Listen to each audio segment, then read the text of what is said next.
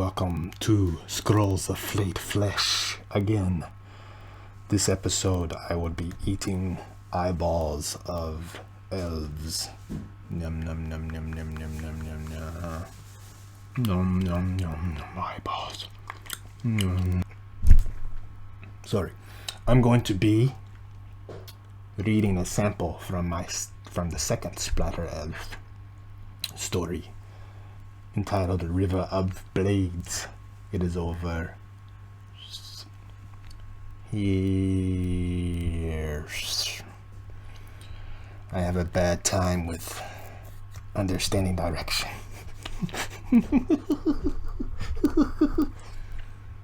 So, today I will be reading a short sample from River of Blades, the second Splatter Elf story, which features Katya of Clovenhoof from the Unicorn Eater. So please listen and enjoy. This story will be free from August 28th to August 31st on Amazon.com for Kindle. So if you have read the story before and enjoyed it, or would like to read, share with your friends, etc., etc., etc., then please share. I will be so happy. So, without further ado, here's a sample of River of Blades. Katya's blonde hair had turned pink from all the blood. It dripped, leaving a splotchy trail behind her. I'm back. Did you miss me? Despite being a half-elf, she felt uncomfortable in the elven town of Locanta. Like emaciated ghouls, the elves came toward her with their mouths open, blinking and twitching. They gave her the fucking creeps. She adjusted the strap of her tattered bag. I missed all of you too. The villagers scattered out of her way as she dragged the bloated corpse of Del Danis into Locanta. Former war hero, Del turned to a life of ear-clipping. The elves offered big bounties for those who made their living selling elf ears to warlocks and jewelry makers in the swishing hollows of Sketsera. Katya didn't mind the ear clippers, gave her extra coin when things were slow. This was the third ear clipper she had killed in 2 weeks. She scalped a man she called Browntooth, a slippery fucker that almost got away by jumping out the window of a ruined temple of Gazagog, the god of relentless optimism.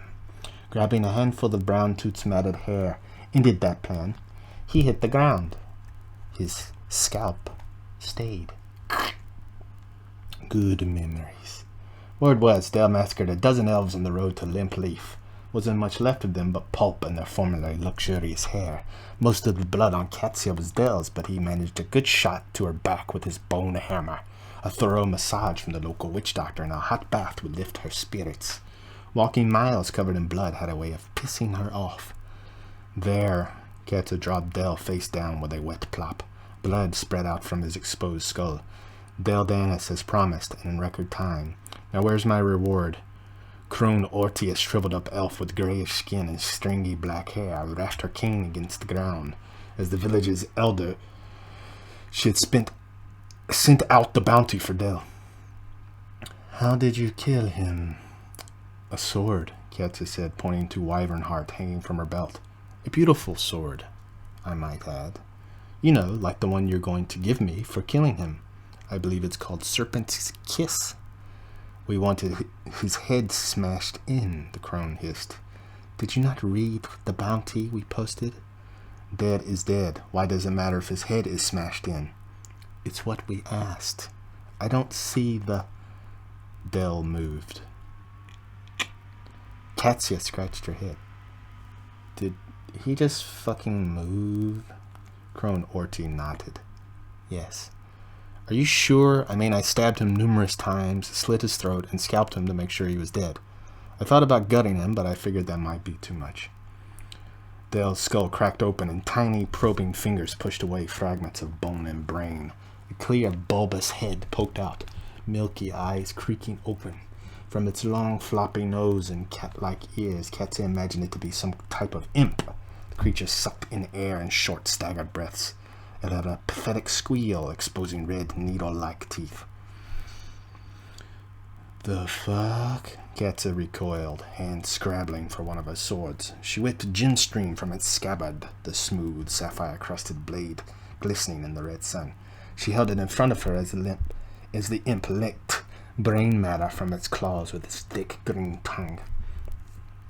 This is why you should follow a bounty's instructions, Orty hobbled backward. Noted. Katya crept forward, hoping she could snatch the creature from Dell's skull with minimal struggle.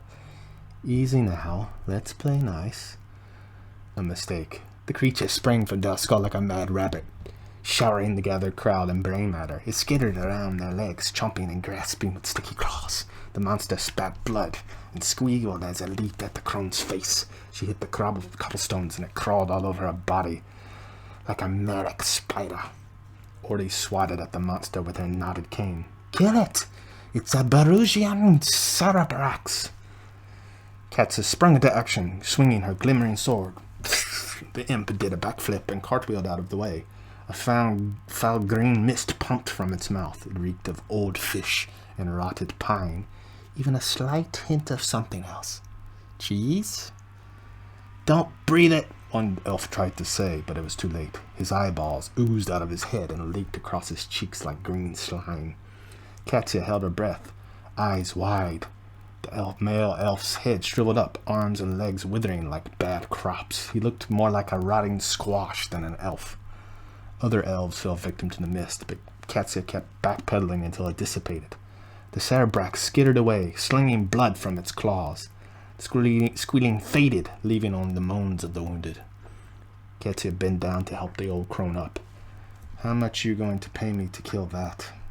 More than one sword, I presume. You should have smashed Dell's head, like we asked.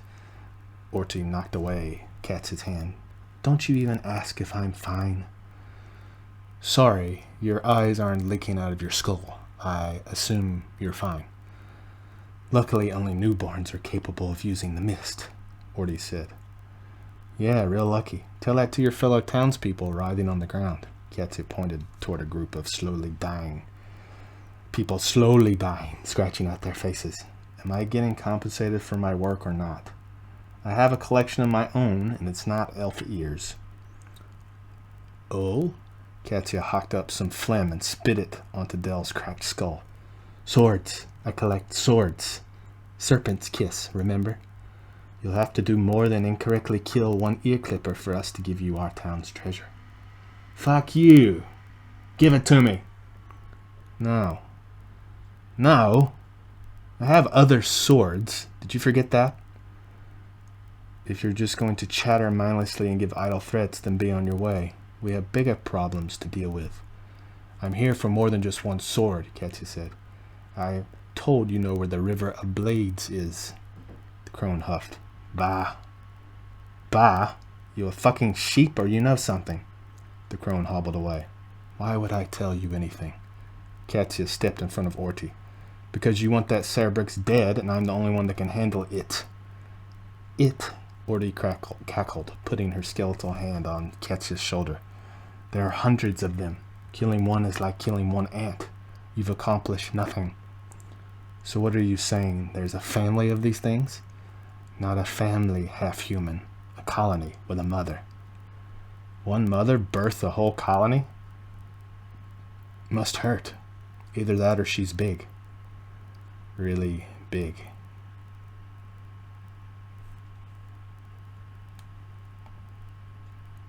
That is the end of the sample. Thank you for listening. If you're interested in this story or any of the other stories, please download them today. I have some reviews down below if you are interested in some of the thoughts people have had about these stories. Please enjoy now. And until next time.